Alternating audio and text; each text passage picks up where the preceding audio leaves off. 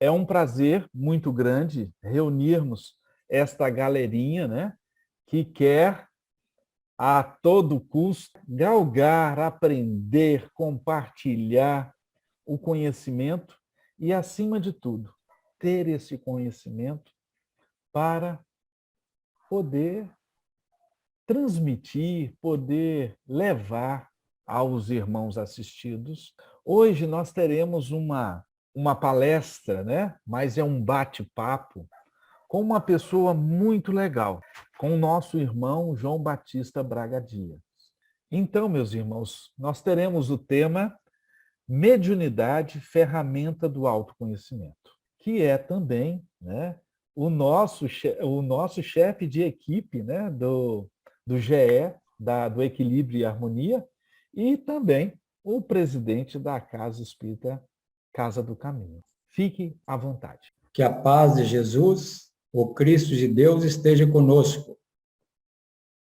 Quero, nesta oportunidade, registrar minha alegria e imensa satisfação pelo honroso convite para falar de um tema tão relevante para a vida de todos nós, que é a mediunidade, ferramenta para o autoconhecimento. Prosseguindo-se, pergunta-se: há espíritos?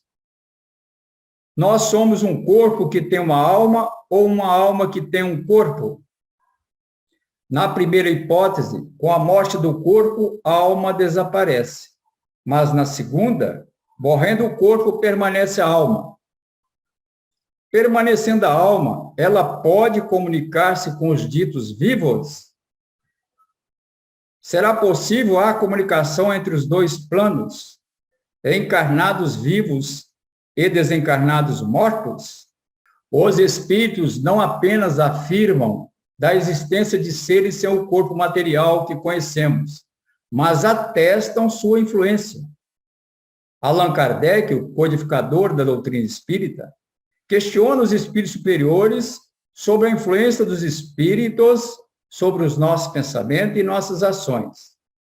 E a resposta é clara, direta e objetiva, dizendo: a esse respeito, sua influência é maior do que credes, porque frequentemente são eles que vos dirigem. O apóstolo Paulo de Tarso, em sua epístola aos Hebreus, capítulo 12, versículo 1, já tinha dito sobre a existência de seres espirituais ao nosso redor, afirmando: portanto, nós também, pois que estamos rodeados de uma tão grande nuvem de testemunhas, deixemos todo o embaraço e o pecado que tão de perto nos rodeia e convivamos com paciência a carreira que nos está proposta. Na magnífica obra Estudando a Mediunidade, os benfeitores espirituais esclarecem: a mente está na base de todos os fenômenos mediúnicos. Ainda, o apóstolo Paulo de Tarso, em sua epístola aos Romanos, capítulo 12, versículo 2, nos faz um ardoroso e sincero convite para a reforma da mente, dizendo: transformai-vos pela renovação de vossa mente, para que proveis qual é a boa, agradável e perfeita vontade de Deus. Vejamos, portanto, amados, que aqui, justamente aqui nesse santuário íntimo, a casa do Espírito, porque a mente é a casa do Espírito, é que nós somos convidados para fazer justamente aquilo que nós mais desejamos. Não há ser nenhum aqui no planeta e no universo que não deseje a felicidade. A felicidade é uma busca constante do ser, mas não basta tão somente desejarmos a felicidade. É necessário que nós obremos, é necessário que nós realmente façamos o nosso dever de casa como pão de cada dia, para que esse glorioso momento, reservado a todos nós indistintamente, pela misericórdia do nosso Pai, o Criador da vida, lá na vida futura. Até lá, nós temos liberdade liberdade com responsabilidade para construir esse grandioso momento. E este grandioso momento será efetivado justamente nesse santuário íntimo de cada um de nós. A mente é o santuário onde Deus quer ser adorado em espírito e verdade. O convite, portanto, é que nós transformemos, que nós modifiquemos, que nós façamos uma transformação sincera em nossa casa, tirando todo o entulho que tem dificultado sobremaneira o nosso progresso, para que assim, ela limpa, ela pura, Deus possa se fazer presente como Jesus, o iminente embaixador do amor, nosso guia e modelo de nossas vidas, também possa se fazer presente. É isto que Deus, é para isso que Deus nos criou. Criou para a felicidade, mas na sua eterna sabedoria deixou como dever de casa essa conquista de forma meritória. E nós estamos num momento áureo para todos nós neste planeta. Nós, apesar de estar vivendo um planeta de prova e expiação, de verdade, nós temos um manancial de luz à nossa disposição, que pode coroar a nossa jornada. O presente, já está dizendo presente, uma dádiva do Criador, através da sua misericórdia, nos concede a bênção da reencarnação. Porque qual é o objetivo da encarnação? Primeiro, a busca da perfeição relativa, que todos nós estamos justamente em busca dela, que é a felicidade reservada lá no futuro.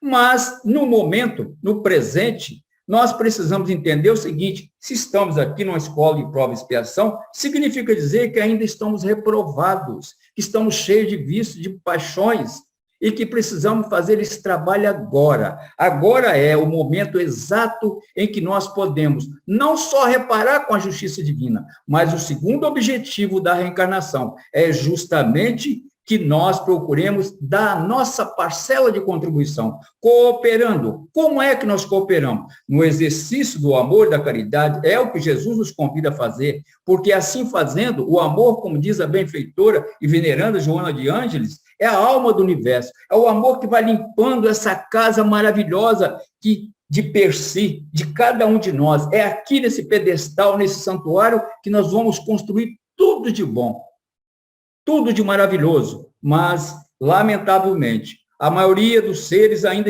aqui nesse planeta estão encantados, embevecidos com o mundo material, esquecendo de cuidar dessa casa, desse santuário bendito que Deus nos concede e que faz questão, está presente, mas nós não permitimos que ele possa estar mais presente ainda. Ou seja, porque nós obstaculamos, justamente por falta de obediência, por invigilância dos nossos pensamentos. Vejamos só que há mais de 4.000 anos, os gregos já haviam sinalizado para nós a importância que a mente representa para nossas vidas, dizendo que a mente sã, corpo são. E Jesus, há mais de 2.000 anos, o Jesus fez um amoroso e sincero convite, fixando de forma imperativa a advertência de ordem divina, dizendo: vigiai e orai sempre para que não entreis em tentação. Vigiar justamente esse santuário, para que nós não o contaminemos mais do que contaminado está. Por isso, somos convidados a uma vigilância, porque a vigilância é a eterna âncora da alma, que justamente nos impulsiona a nossa mente para reais e verdadeiros valores. E a oração que ele nos convida é uma lâmpada acesa no coração do imortal que somos todos nós.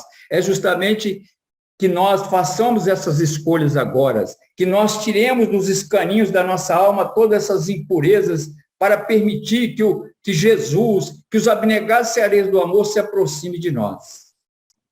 O Espírito de Verdade, no prefácio do Evangelho segundo o Espiritismo, na quarta estrofe, ele diz: homens irmãos a que amamos, estamos junto de vós, amai-vos uns aos outros, do fundo do vosso coração, fazendo as vontades do Pai que está no céu. E podereis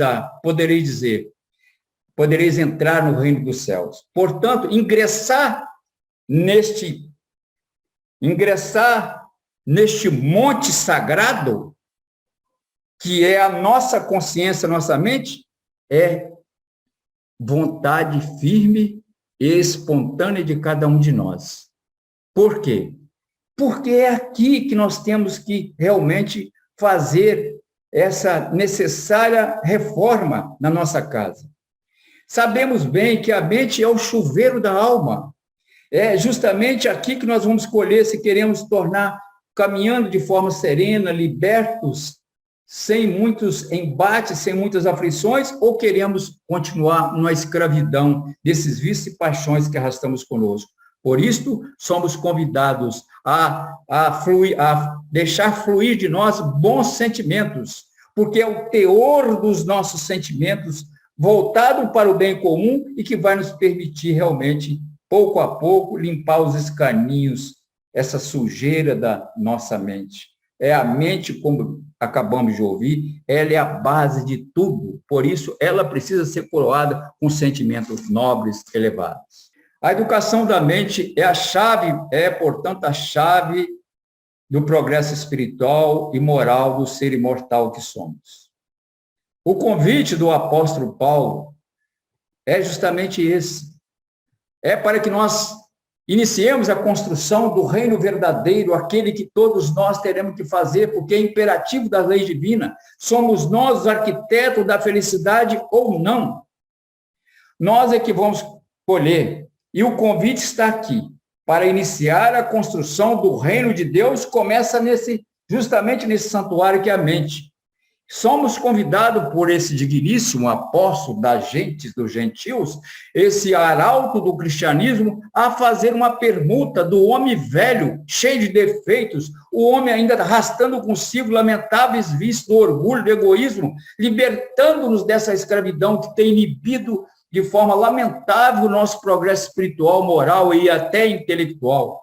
E são esses vícios nossos verdadeiros inimigos internos, que somos convidados a travar o bom combate, eliminá-los da nossa casa, da nossa moradia, do nosso santuário.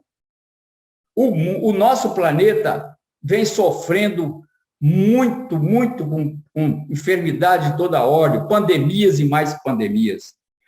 Mas acontece que é uma pandemia que a mídia, às vezes, não dá muita importância ou não publica muito.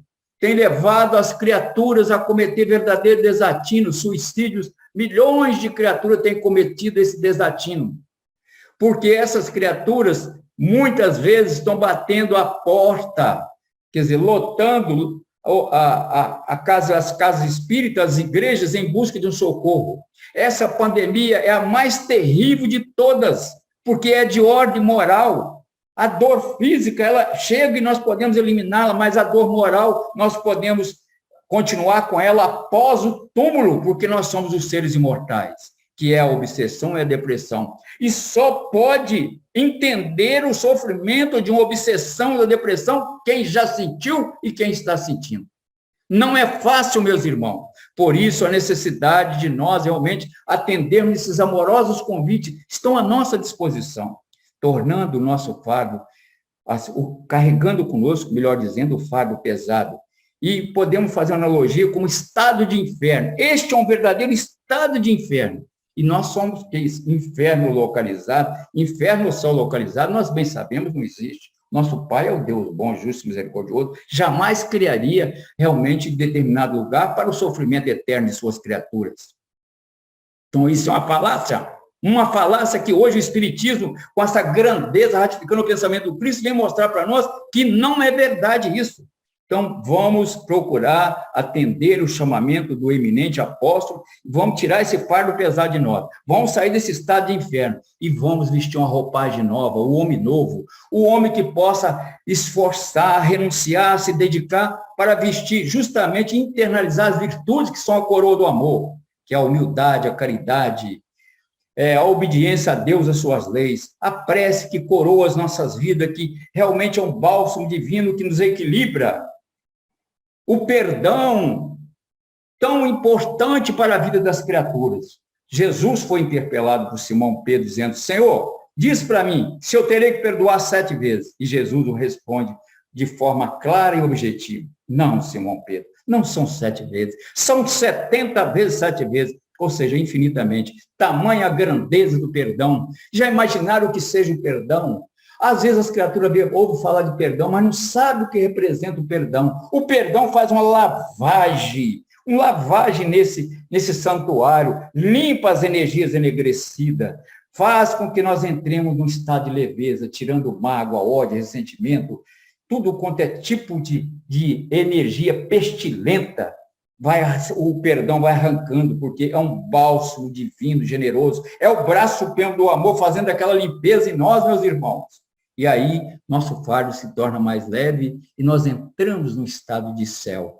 Estado de céu, portanto, estado de inferno, é uma questão consciencial. Se nós realmente aprendemos a obedecer, vamos ter um momento de lampejo. E diz os benfeitores da vida maior que se as criaturas se esforçarem num momento como este, nós podemos queimar várias etapas reencarnatórias, tudo dependendo do esforço, da renúncia, deixar esse materialismo miserável que tem levado as pessoas a dizimar suas vidas, a sua oportunidade de evolução. Este é o convite. Temos aqui a contribuição de eminentes espíritos, trazendo para nós contribuições valiosíssimas, falando da importância da mente. Emmanuel, na sua extraordinária obra Pensamento e Vida, ele diz: a mente é o espelho da vida em toda parte. Nosso querido e saudoso Lamartine Palhano Júnior e a nossa querida professora Dalva Silva Souza, na obra Magnetismo Curador, esclarecem. O centro coronário é o centro de ligação com o mundo espiritual, localizado no alto da cabeça, e influi sobre os demais centros de força. Tem estreita ligação com a epífise, glândula da vida mental, portanto, de grande influência nas faculdades de ordem mediúnica. No corpo físico, corresponde ao plexo coronário. Também temos aqui nossos eminentes espíritos, André Luiz Miramês, falando: a mente sadia é essencial para a glândula pineal, vez que desempenha o papel mais importante no exercício mediúnico e ainda proporciona inimagináveis benefícios para o corpo humano, conforme relato dos benfeitores espirituais, que será demonstrado no decorrer dessa exposição. Segundo Kardec, para conhecer as coisas do mundo visível e descobrir os segredos da natureza material, Deus concedeu ao homem a vida corpórea, os sentidos e instrumentos especiais. Com o telescópio, ele mergulha o olhar nas profundezas do espaço e, com o microscópio, descobriu o mundo dos infinitamente pequenos. Para penetrar no mundo invisível, Deus lhe deu a mediunidade. Kardec definiu a mediunidade dizendo: todo aquele que sente em um grau qualquer influência dos espíritos é, por esse fato, médium. Portanto, a mediunidade é a faculdade que permite ao encarnado comunicar-se com o mundo dos desencarnados. Por isso mesmo, raros são os que dela não possuem alguns rudimentos. Podemos, pois, dizer que todos são mais ou menos médiums, embora frequentemente qualifiquemos como médium aqueles em que a faculdade mediúnica se mostra bem caracterizada e se traduz por efeitos patentes de certa intensidade ou que, então, depende de uma organização mais ou menos sensitiva. Algumas pessoas são dotadas de uma condição mais desenvolvida ou aflorada de mediunidade, possuindo maior facilidade na obtenção das comunicações entre os mundos físico e espiritual. É a estas pessoas que se aplica usualmente a qualificação de médium. Agora, vamos fazer uma distinção entre mediunidade e espiritismo. Vale esclarecer que a mediunidade ocorre desde os primórdios do mundo, enquanto o espiritismo surgiu no ano de 1857. Portanto, há que se fazer uma distinção entre mediunidade e espiritismo. Não foi o espiritismo quem inventou a mediunidade.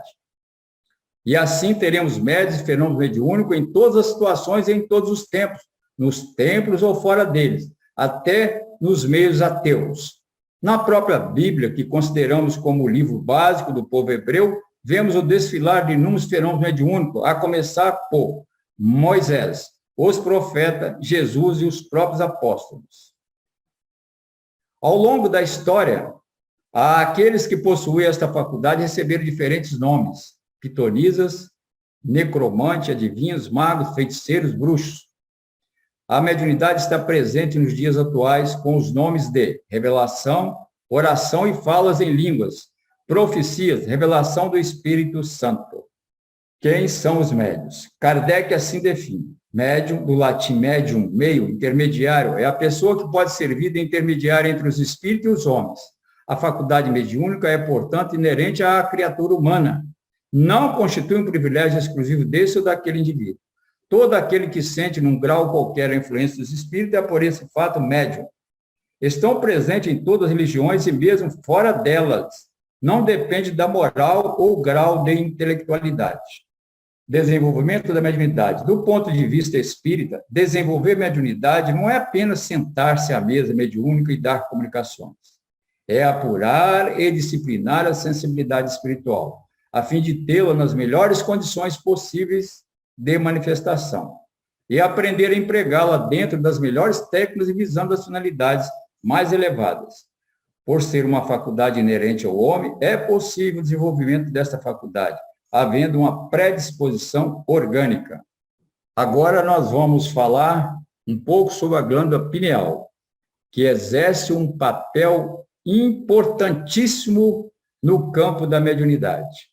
No livro Missionários da Luz, em 1945, o espírito André Luiz, psicografado por Chico Xavier, revela: trata de um pequeno órgão localizado na região cerebral, responsável por fenômenos nervosos emotivos no campo sexual do corpo humano e sua mente espiritual. Nesta obra, temos o relato de uma glândula endócrina ligada à mediunidade por princípios eletromagnéticos do campo vital. Ela comandaria a troca de energia do subconsciente apenas por vontade do indivíduo.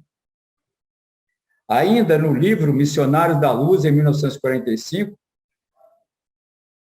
o espírito André Luiz, psicografado por Chico Xavier, revela: trata de um pequeno órgão localizado na região cerebral responsável por fenômeno nervoso emotivo no campo sexual do corpo humano e sua mente espiritual.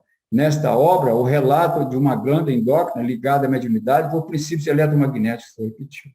Para Pastorino, para o professor doutor Carlos Torres Pastorino, ela receberia uma corrente energética e liberaria outra de frequência diferente. Seu funcionamento é comparável a um transformador de frequência de energia, fundamental enquanto a atividade mediúnica acontece.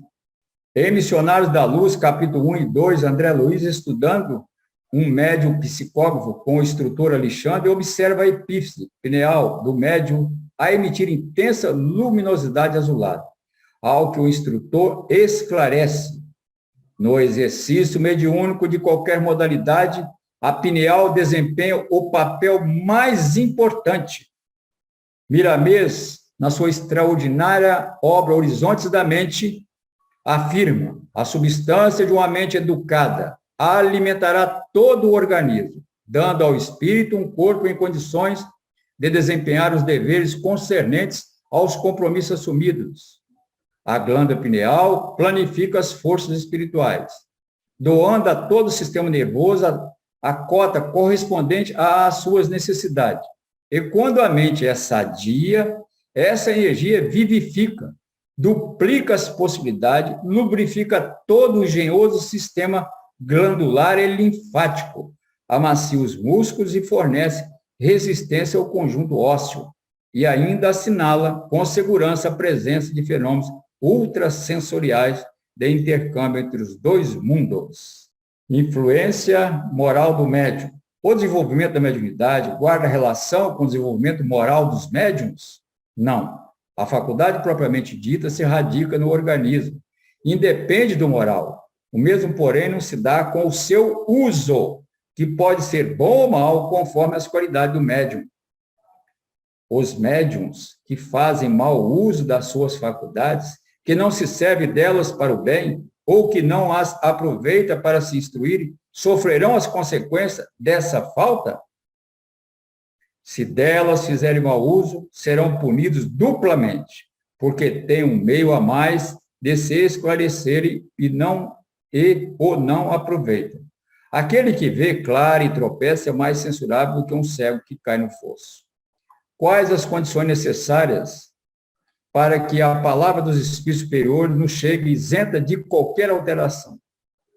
Querer o bem, repulsar o egoísmo e o orgulho. Ambas essas coisas são necessárias. Uma vez que a palavra dos espíritos superiores não nos chega pura, se não em condições difíceis de se encontrar e preenchidas, esse fato não constitui um obstáculo à propagação da verdade? Não, porque a luz sempre chega ao que deseja, ao que a deseja receber. Todo aquele que queira esclarecer-se deve fugir às trevas, e as trevas se encontram na impureza do coração. Os espíritos, que considerais como personificações do bem, não atendem de boa vontade ao apelo dos que trazem o coração manchado pelo orgulho, pela cupidez e pela falta de caridade. Expurguem-se, pois, os que desejam esclarecer-se de toda a vaidade humana e humilhem a sua inteligência ante o infinito poder do Criador. Esta é a melhor prova que poderão dar da sinceridade do desejo que os anima. É uma condição a que todos podem satisfazer. Agora nós vamos falar sobre mistificação e animismo. Não se deve, pois, confundir mistificação com animismo. Na primeira temos a mentira, no segundo o desajuste psíquico. Vocábulo derivado do verbo mistificar, que significa abusar da credulidade de, enganar, iludir, burlar, lograr, embair, embaraçar, embaraçar. As mistificações podem ser provocadas pelos encarnados e também pelos desencarnados, e constitui, segundo Kardec, os escolhos mais desagradáveis do espiritismo prático. A pessoa passiva de animismo, esclarece o instrutor Aulus, é um doente mental, requisitando-lhes o maior carinho para que se recupere, para sanar-lhe a inquietação. Todavia, não nos basta diagnósticos complicados ou meras definições técnicas no campo verbalista, se não houver o calor da assistência amiga. No fenômeno anímico, o médium se expressa como se ali estivesse realmente um espírito a se comunicar. O médium deve, pois, nessas condições, ser tratado com a mesma atenção que ministramos aos sofredores que se comunicam.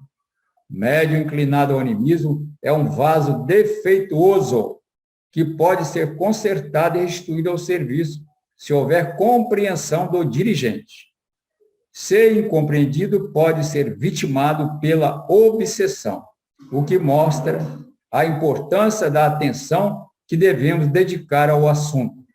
Temos aqui uma relação de mediunidades, médiuns várias, médiuns de efeito físico, médiuns sensitivos ou impressionáveis, audientes, falantes, videntes, sonambúlicos, curadores, psicógrafos mecânicos, psicógrafo intuitivo, psicógrafos semimecânicos, inspirados ou involuntários, de pressentimento e especiais. Mediunidade, psicometria, do grego psique, alma e metro, medida, medição, é um termo cunhado pelo médico americano Joseph Hall, em meados do século XIX, 1849, para designar a faculdade extrasensorial que alguns poucos indivíduos possuem para extrair o conteúdo de algum objeto ou ambiente, impressos fora de nossa realidade física. Metafisicamente falando, o indivíduo seria capaz de captar os eventos pregressos em que o objeto ou ambiente estiveram inseridos através de uma volição psíquica, na qual tudo o que está oculto para a maioria dos seres se descortina perante o indivíduo. Psicografia, do grego, escrita da mente ou da alma. Segundo o vocabulário espírita, é a capacidade atribuída a certos médiuns de escrever mensagens ditadas pelos espíritos. A psicopictografia, popularmente referida como pintura mediúnica, é mais notoriamente, segundo a doutrina espírita, uma manifestação mediúnica pela qual um espírito, através de um médium, se expressa por meio de pinturas ou desenhos. Psicofonia, do grego psique, alma, e fone, som, voz. De acordo com a doutrina espírita, é o fenômeno mediúnico no qual um espírito se comunica através da voz de um médium, A doutrina espírita identifica duas classes principais de psicofonia. A consciente, quando o médium afirma ter percebido mentalmente ou escutado uma fala proveniente de um espírito que desejava se comunicar, tendo-a reproduzido com o seu aparelho fonador. E a inconsciente ou sonambúlica, quando o médium afirma não saber o que diz, fazendo entender, neste caso, que o espírito comunicante ter-se-ia utilizar diretamente de seu aparelho fonador, por estar ele, médium, inconsciente.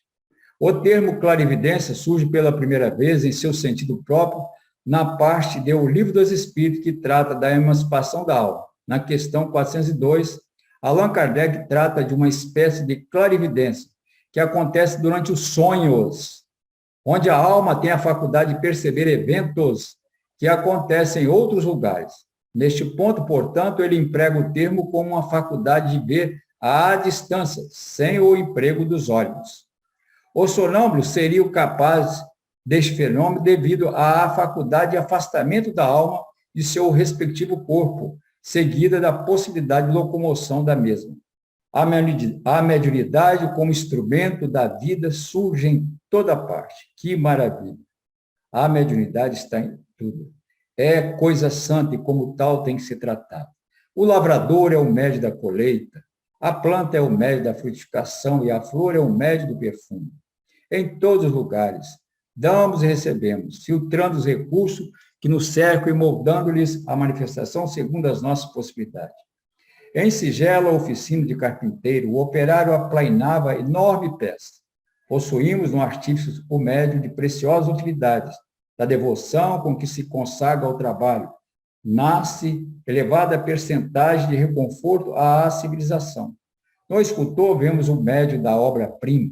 A arte é a mediunidade do belo, em cujas realizações encontramos as sublimes visões do futuro que nos é reservado.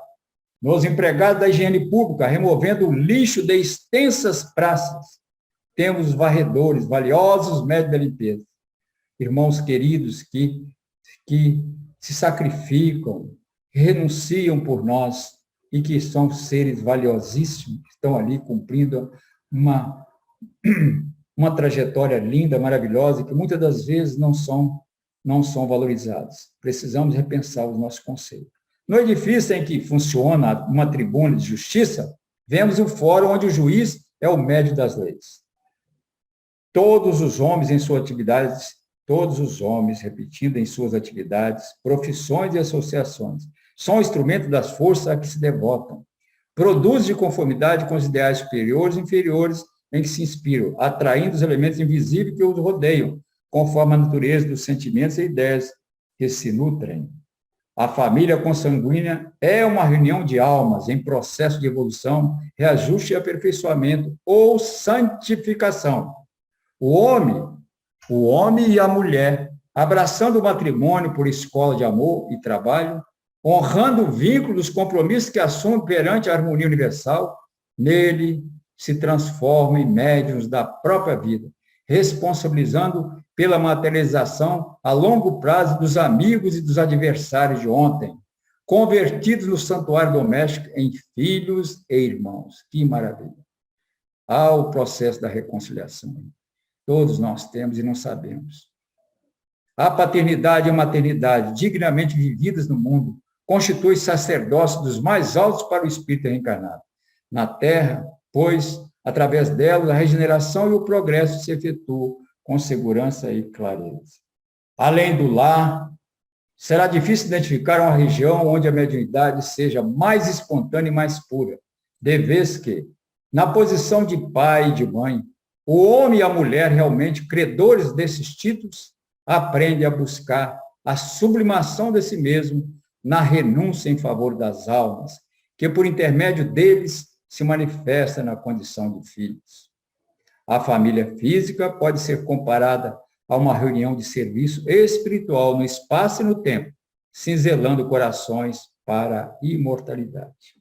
Por derradeiro, por tudo que acabamos de ouvir, é necessário enfatizar a importância do estudo da mediunidade nas casas espíritas, procurando educar a base fundamental, que é a mente, a consciência do ser imortal que somos, trabalhando os nossos sentimentos, para que possamos estar preparados com o objetivo de abraçar com carinho e ternura os irmãos queridos que chegam às mesas mediúnicas e às casas espíritas em busca de um lenitivo, de um socorro, para aplacar seus sofrimentos e possam justamente receber de nós este carinho, esta ternura, para que volte com alegria e entusiasmo para os seus lares, cheios de esperança e alegria.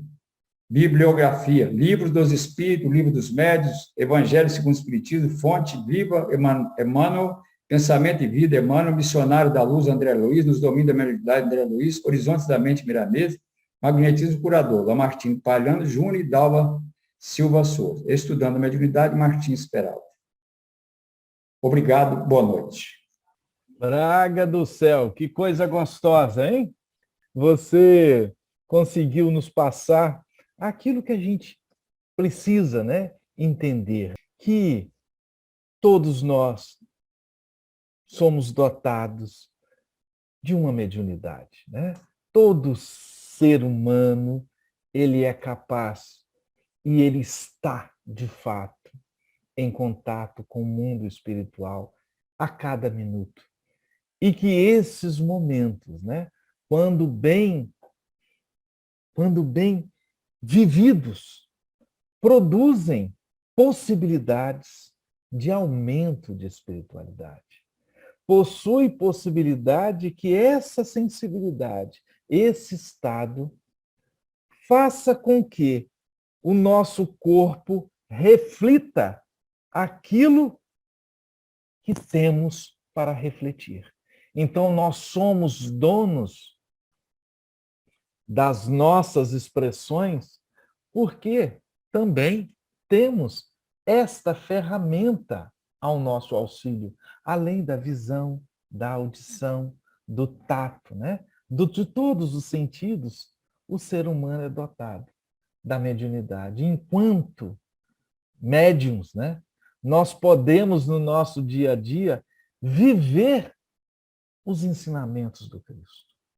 Você imagina um médium, né, aprendendo que o perdão liberta quem perdoa, nos ensinamentos do Cristo, e quando ele vai lá, nos seus vários momentos de praticar a mediunidade, ele tem a oportunidade de sentir as sensações de um espírito que perdoa, que o perdão liberta. E é isso que a gente vê como um dos exemplos, né, nas escolas que fazem a educação mediúnica. A escola que nós estamos aqui, temos na reunião de sexta-feira, onde é o desenvolvimento da mediunidade que a Leila promove, né, em estudo, em teoria e prática. Então, para nós médiuns, para todos nós seres viventes no planeta Terra, ter mediunidade é uma oportunidade de absorvermos a sensibilidade, o conhecimento do mundo espiritual, né?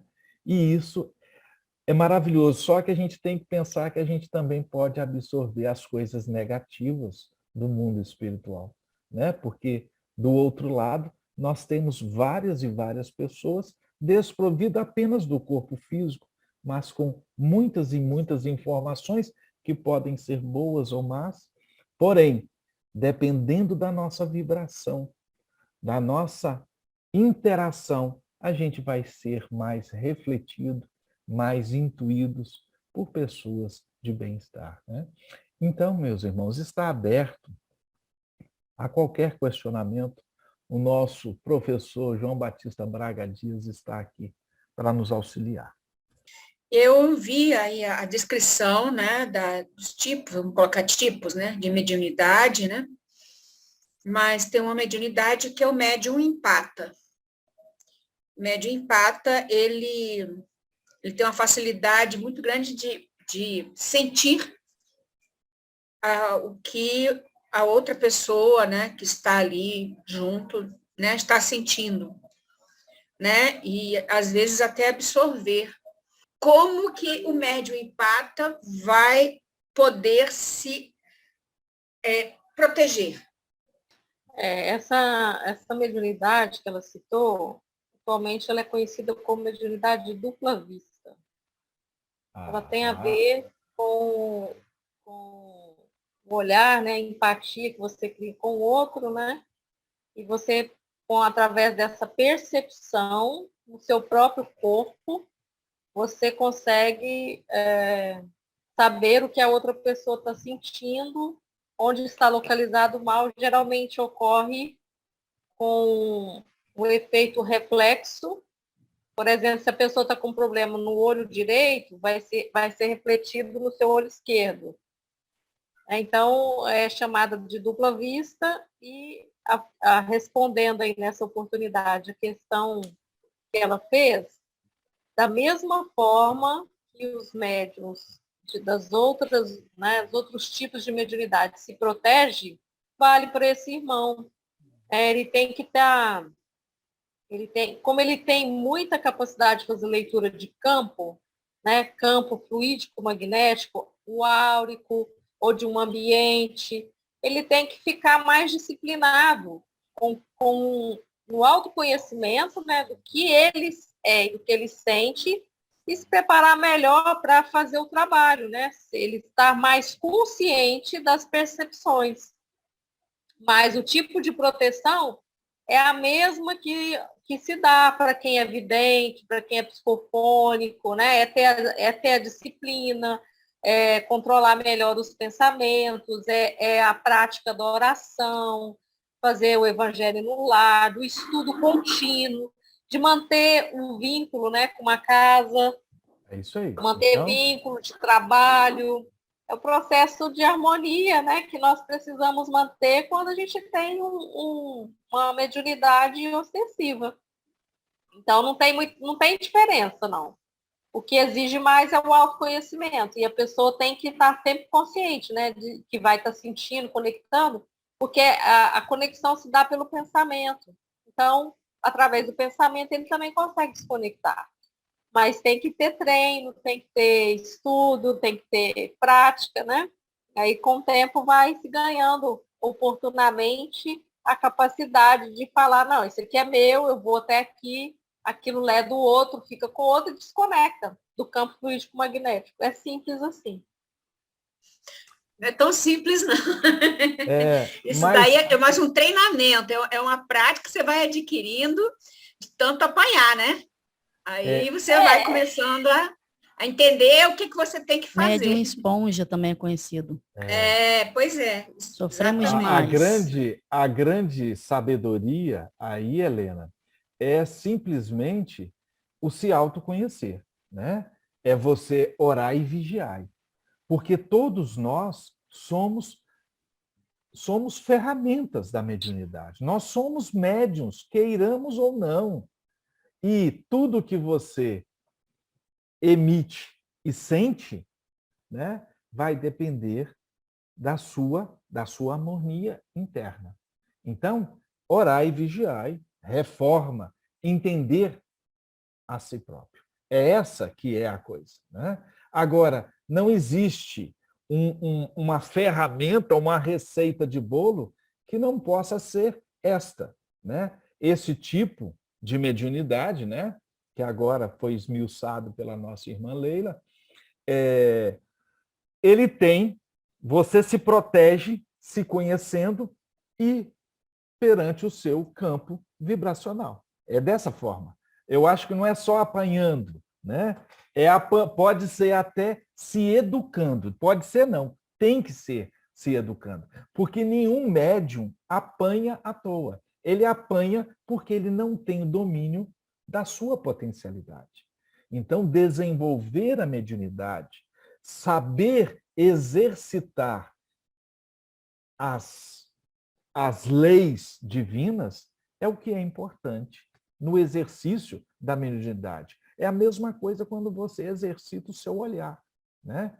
É a mesma coisa quando você exercita a sua audição, né? São sentidos que precisam ser trabalhados.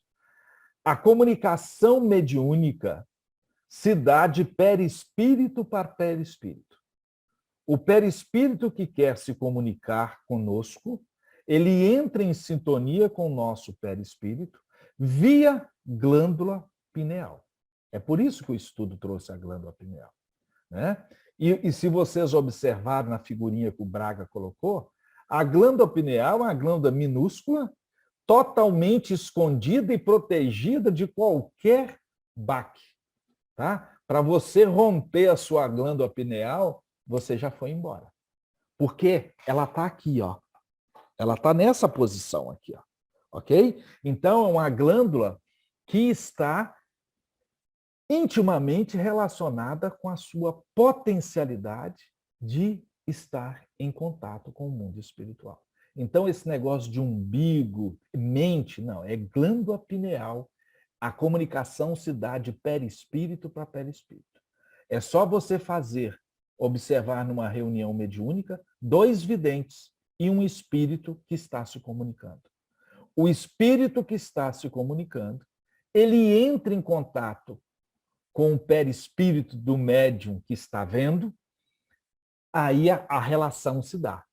Aí o outro não está vendo, a pessoa fala que isso é mentira, porque eu sou médium vidente e não estou vendo.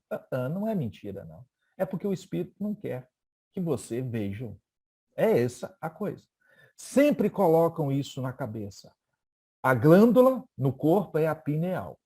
A comunicação se dá de perispírito a perispírito. É esse que é o nosso... por isso que estamos aqui estudando isso, né? E também, né, foi muito bem exposta, né, o conhecimento pelo nosso querido Braga Dias. Eu queria, primeiramente, agradecer a vocês e acabar dando um testemunho meu aqui para complementar a resposta para a Helena, porque eu estou me sentindo muito melhor depois de começar a ser voluntária do GE. Eu sinto que eu estou mais controlada. Eu não tenho dupla vista, mas eu sou médium sensitiva, eu tenho uma sensibilidade bem forte. E tem, assim, alguns ambientes, por exemplo, que sempre me fizeram muito mal. Tipo, barzinho, fila de supermercado, sabe? Fila de supermercado é horrível, tá todo mundo com pressa, todo mundo ansioso. E eu chegava a passar mal, ficar enjoada, ter dor de cabeça, essas coisas assim. De uns tempos para cá veio melhorando, mas uma coisa que eu não conseguia controlar são os calafrios e uns tremores, assim, tipo, muito fortes que eu tenho às vezes. E eu senti uma diferença muito grande na questão dos tremores desde que eu comecei a frequentar aqui o GE, né? Participar. Ainda tenho um pouquinho, arrepio, né, e tal, mas os tremores, assim, do jeito que eles eram, assim, tipo, daquela coisa bem incontrolável que vinha de repente, não está mais acontecendo. Então, assim, é bem isso do orar e vigiar. E eu acho que tem muito a ver com o fato de que eu tenho menos medo agora, né? Eu tô justamente no que a gente pensa de tipo, se alguém está mal, se alguém está nessa posição de tanto de obsessor quanto até de algum encarnado assim, que simplesmente não está numa faixa vibratória legal, cabe a nós assim que temos mediunidade, que temos conhecimento também, sermos caridosos com essa pessoa, ao invés de ter medo e evitar, sabe? Que é muito o que a gente tende a fazer, porque a gente não se sente bem, a gente realmente não se sente bem na hora. Mas na hora que você desapega do medo, principalmente, eu sinto que você fica menos vulnerável. Assim, tipo, é a minha vivência. Essa sua fala, Ana Lídia, vale a pena nós temos aqui, a Carol deve ter o arquivinho, nós temos uma aula do GE chamada Propriedades do Perispírito. Tá? Em Propriedades do Perispírito, nós temos ali muitas das sensações que sentimos enquanto somos médiums. Né? Porque médium é uma função orgânica. Olha bem, gente. É interessante quando a gente lê isso no livro dos médiuns. Mediunidade é orgânico. Então, mediunidade é uma coisa como a nossa visão, a nossa audição, a nossa fala. Né? Mediunidade é algo orgânico. Porém, uns têm esta mediunidade em maior desenvolvimento em detrimento a outras, mas todos nós temos mediunidade. O nosso corpo foi elaborado para termos a mediunidade. E se soubermos das propriedades do perispírito, né? Se soubermos do que a gente sente no momento mediúnico, isso já é autoconhecimento. Se eu estou sentindo calafrio, se os meus pelos estão, né, eriçados, isso me demonstra que o espírito que está ali perto de mim possa ser um espírito que não está com uma influência muito boa. Agora, se eu sinto... A Ana Lídia falou dois aspectos. O da fila, que ela sente toda, né, meio descontrolada, e no ambiente do GE, que ela se sente confortável. É a mesma coisa quando chegamos numa sala, quando saímos dessa sala. Então, esse ambiente, eles se interagem com o nosso ser integral, com o nosso espírito, com o nosso perispírito, e o corpo sente isso. Porque as células do perispírito, elas expressam nas células do corpo. Então, se a gente está sentindo as sensações do mundo espiritual, isso é refletido nas sensações do corpo físico. Ok? Eu só quero dizer o seguinte, gente, o Braga é uma pessoa tão esforçada, vocês não têm noção. O que é o Braga hoje, o que é o Braga há um ano atrás em relação à tecnologia. Vocês não têm noção. Se esforçou demais, aprendeu muita coisa. Assim, eu tenho que dar meus parabéns. Se eu tivesse 4 mãos, eu ia bater aqui agora também, assim, ó, fazer palminha, porque, olha, tem muita gente que é mais esperta, assim, tipo assim, já nasceu na tecnologia e não faz a metade, assim, não se esforça a metade. Eu trabalho com tecnologia, eu vejo o esforço e vejo quando a pessoa é preguiçosa. Ele é fantástico. É assim, só elogios. Gleiniane. Obrigado, Carol, pelas considerações. Eu fico feliz. Muito bom mesmo. Não é pergunta, é uma saudação mesmo. Muito obrigada, tá, João? É a segunda vez que eu assisto a sua palestra. É muito boa e cada vez acrescentando mais. A gente consegue ler com mais detalhes, né, o que está escrito, entender com mais profundidade o que você está falando. Te agradecer muito. Foi um prazer muito grande te ouvir, tá? As perguntas... Muito obrigado, eu que agradeço a generosidade de vocês. A partir de que momento que o animismo passa a ser comparável com uma doença, como foi dito no estudo agora? Porque, assim, pelo o que eu entendo, mais ou menos, né, o animismo acaba sendo um processo natural, né, de certa forma, mesmo em qualquer comunicação mediúnica tem um pouquinho de animismo, porque o médium acaba imprimindo um pouco de si nela. E principalmente que ele acaba sendo muito comum no comecinho do desenvolvimento da mediunidade, né? E acaba acontecendo esses eventos, né, da pessoa se comunicando quase como se fosse um outro espírito, né? Mas em que ponto que isso passa a ser considerado como um desequilíbrio mesmo do médium? Nós temos aqui vários experts, né, no assunto, desde o Braga, Leila, né? Mas eu vou só introduzir para que os outros possam falar à vontade.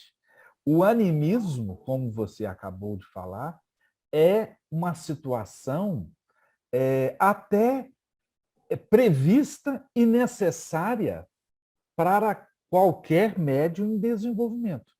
Tá? E jamais um médium vai ser 100% comunicação. Tá certo? Animismo faz parte da comunicação espírita. Animismo não pode ser perpetuado como uma coisa usual. Então, graças a Deus, todos os momentos que eu estive, né, no auxílio aos irmãos que estavam em desenvolvimento mediúnico, a coisa mais gostosa era você ver um irmão em desenvolvimento mediúnico que ele tinha dúvida do que estava falando. Raimundo, será que isso é meu? Será que eu estou achando que isso é meu? Que não sei. O cara vem com dúvida, vem com idoneidade na dúvida.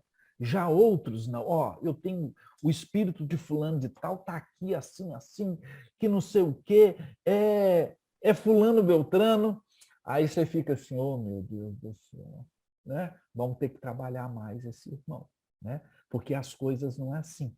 A gente inicia na mediunidade, geralmente a gente inicia lá embaixo, né? Com dúvidas, não recebendo espírito puro, né? Mas por que essa pessoa ela precisa receber o espírito puro? Porque ela precisa de carinho, ela precisa de amor. E muitas vezes ela não consegue pelas vias normais. Não conseguindo pelas vias normais, ela acha um florimento para que o outro observe ela. Ela pensa que mediunidade é uma coisa do outro mundo, que só gente superior tem isso. E ela está tão desejosa de carinho que ela começa a simular uma uma comunicação mediúnica, né?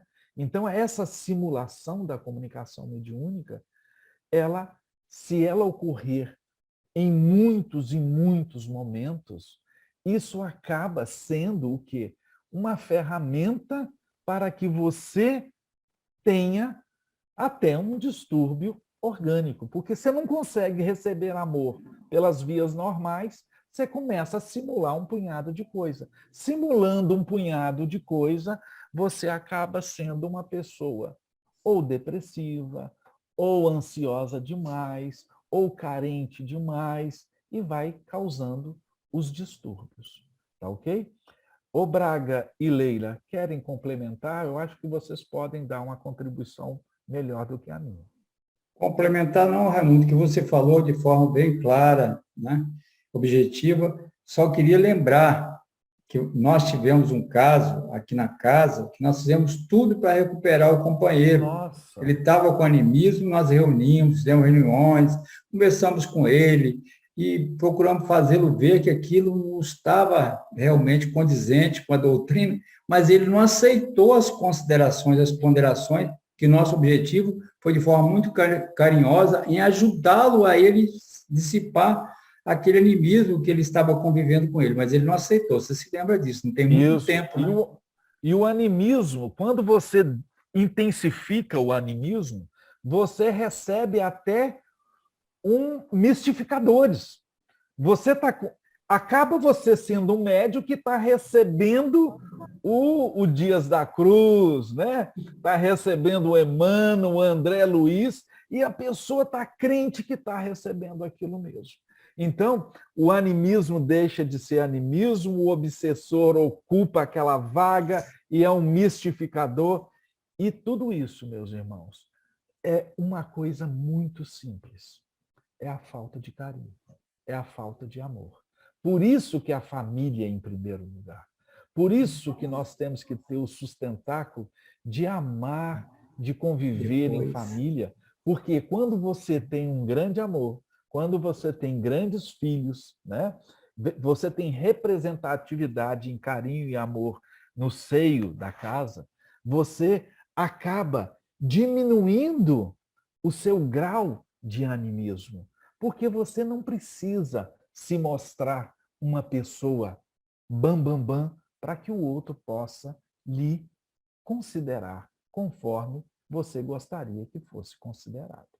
Então, é isso aí. Tudo é uma educação mediúnica. E é isso que nós, né, a educação mediúnica minha, ela, desde que eu iniciei no Espiritismo, lá pelos 7 anos de idade, até os dias de hoje, é educação mediúnica. A gente está a todo momento querendo se harmonizar, porque muitas vezes a gente quer o quê? Mostrar ao outro, né, alguma coisa para que o outro possa nos dar carinho, seja em reconsideração, seja em consideração. Por quê? Muitas vezes a gente não conhece, não consegue amor de uma forma, a gente tem que procurar de uma outra forma. A fala da nossa irmã aí foi bem assertiva. Realmente não temos manifestação mediúnica sem considerar o animismo, né? E ele é saudável quando nós estamos equilibrados, né? Então, toda a explanação que foi falada, né, que Raimundo já falou aqui, precisa desse cuidado, né? Então, uma obra pictografada, quando ela retrata 40% do autor espiritual, por exemplo, sei lá, a gente recebeu uma pintura mediúnica de algum espírito, né, daquela equipe, daquela escola, porque não é exatamente o pintor que vem, é a escola, né, que manda os pintores. Quando a obra é avaliada, em que se encontra 40% das características daquele pintor, ela é considerada uma obra autêntica. Ou seja, 60% de animismo e 40% de expressão mediúnica. E isso dá valor, inclusive, às obras, né? Então, se você tem um quadro que tem essa avaliação, né, que é feita pelas pessoas que entendem de obra de arte, isso dá valor à obra que pode ser comercializada e vendida, geralmente para recuperar a casa. Então, é uma ideia para vocês terem um exemplo de como é Nossa, é contabilizado uma isso. porcentagem bem grande até, fiquei bem surpresa. Pois é. Eu Mas não aí estava eles contando dão com isso. autenticidade, né? Eles dão autenticidade. Então, varia, né? Varia muito aí, de 0 a 40%, varia. Mas o que mais eu observei, né? Eu já estou mais de 25 anos na prática mediúnica, estudando a mediunidade, estudando e ensinando, treinando. O que eu observo bem é a personificação. Quando o animismo ele é aglutinado com orgulho, vaidade e personificação, aí dá problema sério. Então, ou seja, a pessoa aí tem um conjunto, né? O equilíbrio, a condição mental em que se coloca o médium, que geralmente nesse estado não aceita crítica, não aceita ajuda, como o João falou, e personifica, né? Ele fica ali com aquele destaque, acha que é o bom, é o melhor, e esse é o caminho para a obsessão chegar. Então, a personalização, né?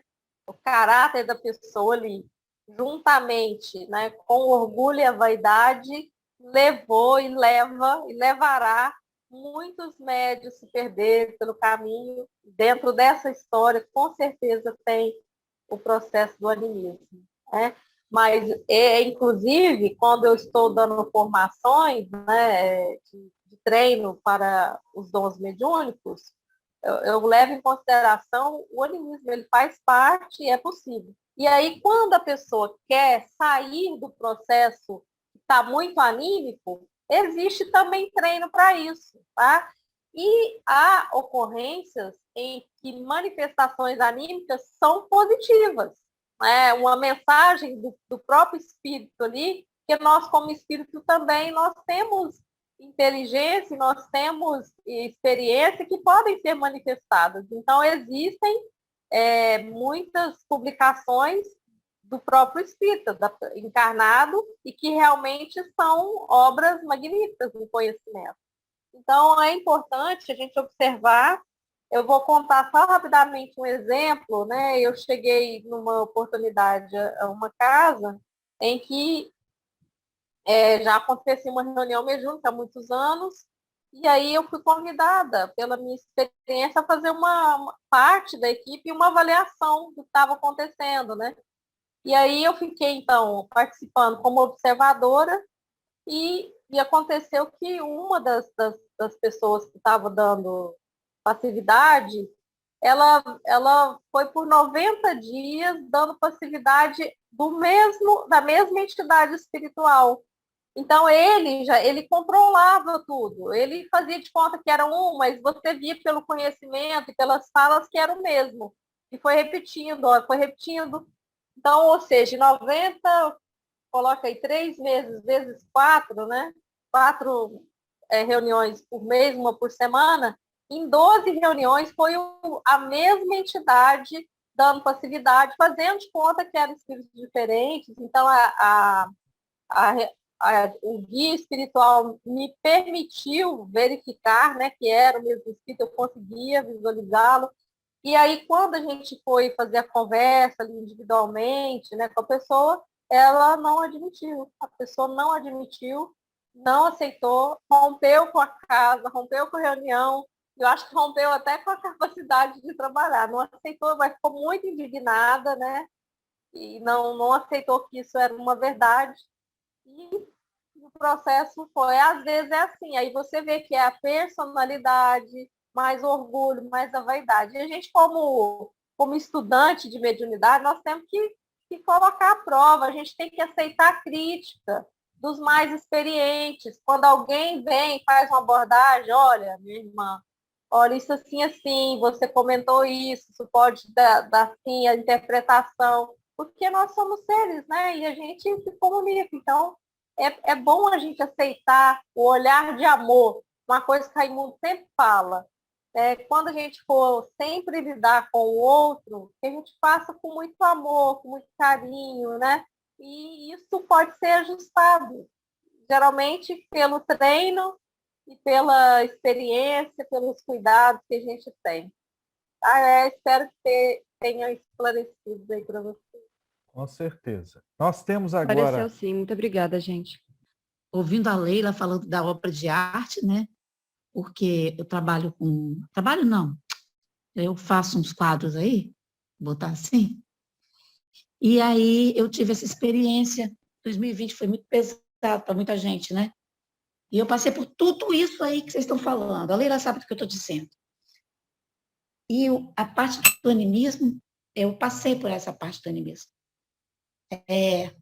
Já estava frequentando a doutrina aí por um tempo, não sou vindo do Evangelho, da Igreja Evangélica, e eu achava que eu estava ficando louca. Eu pensava, gente, estou ficando doida, não é possível. Ou seja, eu estava vivendo num outro mundo, porque eu estava realmente acreditando que quem estava ali, do meu lado, era alguém que queria me proteger. Porque queria proteger, vem o estudo dos médiuns, o estudo dos livros dos espíritos, o livro da Gênese, mas vamos ficar com o livro dos médiuns, e falando para estudar tal dia, tem que fazer evangelho, e sabia tanto, que eu acreditei, sabia muito. E aí foi quando eu busquei a ajuda, e quando o Raimundo falou, achei até muito bonita a sua fala, Raimundo, na questão de que você falou que desde os 7 anos você frequenta a casa, mas você foi tão